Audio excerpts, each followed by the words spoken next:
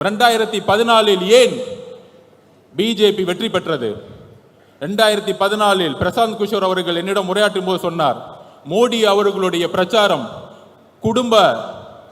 குடும்ப ஆட்சி, அதன் பிறகு ஊழல் என்கிற குற்றச்சாட்டுகளை கூறி ஆட்சியை கைப்பற்றினார்கள். இன்றைக்கு வரைக்கும் பிஜேபி யாராலும் வெல்ல முடியவில்லை. அதே போல்தான் தமிழகத்தில் மதம் ஜாதி என்கின்ற தத்துவத்துடன் ஊழல் என்கின்ற ஒரு விஷயத்தை ஏன் உருவாக்க மாட்டேங்கிறோம்?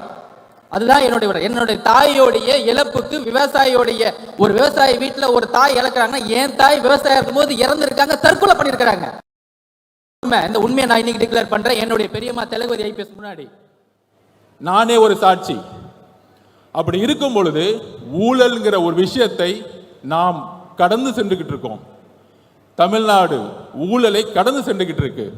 பெரியார் அவர்களுடைய கனவின் மூலமாக மத பெரும்பான்மை வார்த்தை துடைத்தெறிந்து விட்டோம். மத பெரும்பான்மை தமிழகத்தில் கிடையாது.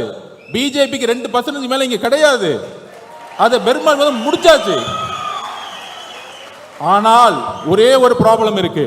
இன்றைக்கு ஹரியானாவிலும் மகாராஷ்டிராவிலும் ஜெயிச்சதுக்கான காரணம், ராமர் கோயிலை கையில் எடுத்தார்கள். இன்னைக்கு ராமர் கோயில் இன்றைக்கு கரெக்டா இந்த எலெக்ஷன்ல அகிலேஷ் யாதவால் அது நிலைநாட்ட முடியல. அகிலேஷ் யாதவ் வெற்றி பெற்று விட்டார். ஒரு தலித்தை பொது தொகுதியில் நிறுத்தி வெற்றி பெற வைத்து ராமர் கோயிலுங்கிற ஒரு தத்துவத்தை உடைத்து விட்டார். ஆனால் தமிழகத்தில் ஒரு தலித்தை பொது தொகுதியில் இன்றைய வரைக்கும் நிப்பாட்ட முடியல. இன்றைக்கு நான் தரவுகளை சொல்றேன். 2011 தரவுகளின் அடிப்படையில் 1,40,00,000 தலித்துகள் இருக்கிறார்கள்.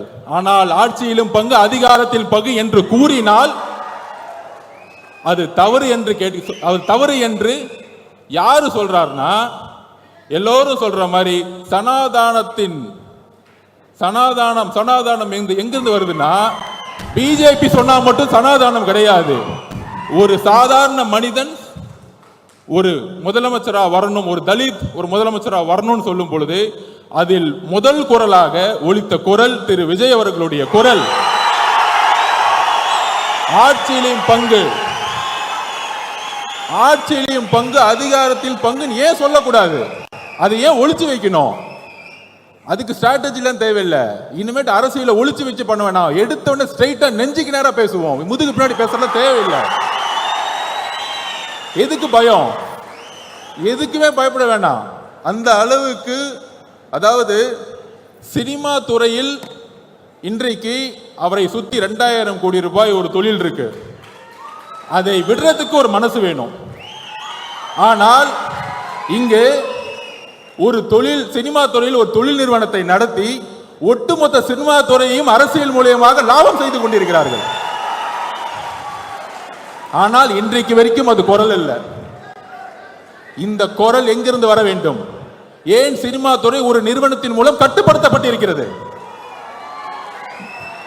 4000 கோடி ரூபாய் இண்டஸ்ட்ரி ஒரு நிறுவனம் எப்படி கட்டுப்படுத்தப்பட்டிருக்கிறது? ஒவ்வொரு வாரமும் வரக்கூடிய சினிமா ஒரே நிறுவனத்தால் மட்டும் எப்படி கட்டுப்படுத்தப்பட்டிருக்கிறது? இதை மக்கள் முன் எடுத்து கூற வேண்டும். திரு விஜய் அவர்களுக்கு, சகோதரர் விஜய் அவர்களுக்கு ஒரே ஒரு கோரிக்கை, ஊழலை, தமிழகத்தின் ஊழலை எடுத்து பேசுங்கள். மதவாதத்தை எடுத்து பேசுங்கள். கொள்கைகளை பேசிக்கொண்டு ஆட்சிக்கு ஊழல் செய்யக்கூடிய 2 விஷயத்தை நான் பதிவு பண்றேன். சாமியார்கள், போலி சாமியார்கள். காஞ்சி மகா பெரியவர் நல்லவர், ஆனால் போலி சாமியார்கள் இங்க அதிகமா இருக்கிறாங்க. சாமியார்கள் நல்ல சாமியார்கள் இருக்காங்க, அதை பத்தி நான் கவலைப்படல. அதே மாதிரி திராவிடம் நல்லது. திராவிடம் என்றால் ஒண்ணுதான். நிறைய அறிவுஜீவிகள் நிறைய பேசுவாங்க, நானும் நிறைய படிச்சுட்டேன். எல்லோரும் சமன் சொல்றதான் திராவிடம், வேற ஒண்ணும் கிடையாது. தமிழ் தேசியம்னா விடுதலை புலிகள் பிரபாகரன் சொன்ன எல்லோரும் சமம், அவ்வளவுதான். அவரும் தான் சொன்னாரு. விடுதலை புலிகள் பிரபாகரன் அவர்கள் எப்பையும் ஜாதி மதத்தை பார்த்தது, மொழியை பார்த்ததில்லை.